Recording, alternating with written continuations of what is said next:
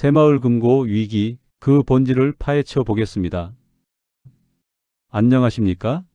오늘 우리는 최근 우리 사회의 중요한 금융 이슈로 떠오른 새마을금고의 부실 문제에 대해 심층적으로 분석하고자 합니다. 단순한 불안감을 넘어 그 원인과 현황, 그리고 예금자 보호제도의 작동 원리를 정확히 이해하는 것이 매우 중요합니다.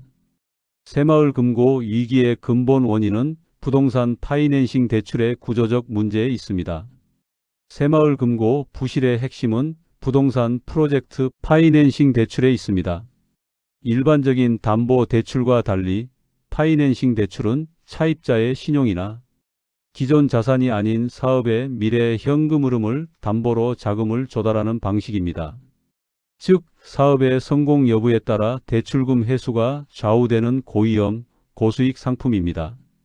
최근 몇 년간 저금리 기조 속에서 부동산 시장이 화랑을 보이자 새마을금고는 적극적으로 PF 대출을 확대했습니다. 그러나 예상치 못한 고금리 전환, 원자재 가격 상승, 그리고 미분양 증가로 인해 부동산 시장이 침체되면서 사업의 수익성이 급격히 악화되었습니다. 이는 곧 대출금을 상환하지 못하는 사업장 시행사의 증가로 이어졌고, 그 결과 새마을금고는 대규모 부실 채권을 떠안게 된 것입니다. 이러한 상황은 2025년 상반기 새마을금고 전체 순손실이 1조 3천억 원에 달하는 사상 최악의 적자로 이어졌으며, 이는 단순한 경영 실패를 넘어 금융 시스템의 불안정성까지 위협하는 수준에 도달했습니다. 현재 상태에 대한 재무적 진단은 자본 잠식과 부실 채권에 있습니다. 현재 새마을금고의 재무 상태는 두 가지 주요 지표를 통해 심각하게 진단할 수 있습니다. 자본 잠식은 전국 1265곳 중 174곳이 자본 잠식 상태에 있습니다. 이는 기업의 자본 총계가 납입자 봉금보다 적은 상태를 의미합니다. 회계적으로는 그동안 쌓아온 이익잉여금을 모두 소진하고 조합원들의 출자금까지 일부 잠식된 상태입니다. 특히 22곳은 완전 자본 잠식 상태로 보유 자산을 모두 처분해도 부채를 갚지 못하는 채무초과 상태에 놓여 있습니다. 고정이하 여신 비율이란 부실 채권의 심각성을 나타내는 지표로 새마을금고 438곳이 이 비율 10%를 넘었습니다. 이 비율이 높을수록 대출 자산의 건전성이 매우 낮다는 것을 의미하며 금고의 손실 가능성이 크다는 경고 신호로 해석됩니다.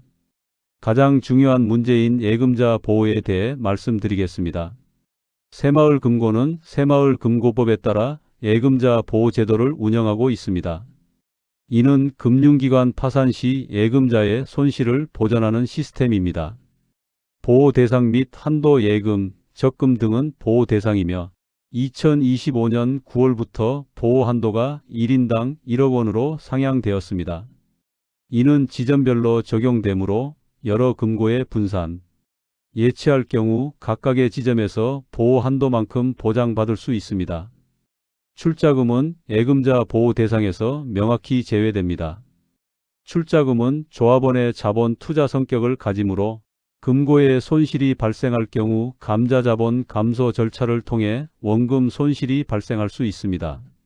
현재까지는 중앙회가 부실 금고를 우량 금고와 합병시키는 방식으로 예금자 손실을 방지하고 있지만 근본적인 재무 건전성 회복 없이는 이러한 방식에도 한계가 발생할 수 있습니다. 특히 상위 금고들의 부실 가능성이 제기되고 있는 점은 우려스러운 부분입니다. 새마을금고의 전망 및 예금자 대응 방안에 대해 설명드리겠습니다. 단기적으로는 정부와 중앙회의 적극적인 개입으로 인해 대규모 예금 인출 사태나 시스템 붕괴 가능성은 낮다고 판단됩니다. 그러나 지속적인 부실 누적, 합병 절차의 난항, 그리고 시장 신뢰의 하락과 같은 변수들이 존재합니다. 따라서 예금자 여러분께서는 다음 세 가지 대응 방안을 고려하시기 바랍니다. 본인이 거래하는 금고의 재무 상태를 주기적으로 확인하고 예금과 출자금의 차이를 명확히 인지해야 합니다. 분산 예치를 하세요. 만약 예금액이 1억 원을 초과한다면 여러 금고에 분산하여 예금자 보호 한도 내에서 자산을 관리하는 것이 합리적인 전략입니다. 정부의 대책 발표, 중앙회의 부실 금고, 처리 현황 등 관련 뉴스를 지속적으로 모니터링하여 상황 변화에 능동적으로 대처해야 합니다.